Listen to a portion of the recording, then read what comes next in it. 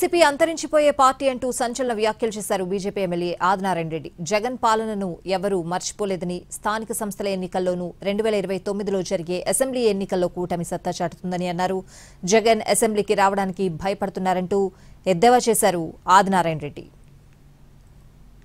మేము ఛాలెంజ్గా చెప్తున్నాం, జగన్ అయినా నిన్ను ఎవరు మర్చిపోయినారు? 11 సీట్లు వచ్చినాయి, ఆ 11 లేకుండా చేస్తాం.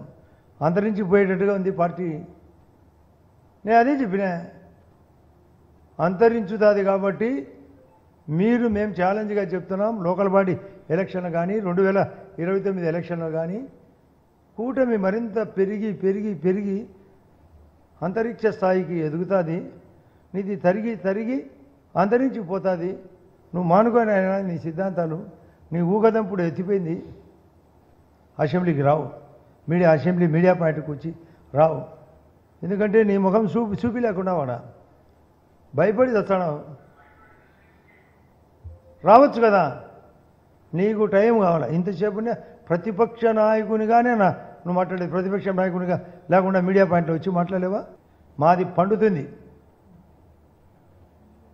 పండుగలా పండుతుంది. మీది ఎండుటాకులా ఎండుతుంది. మీకు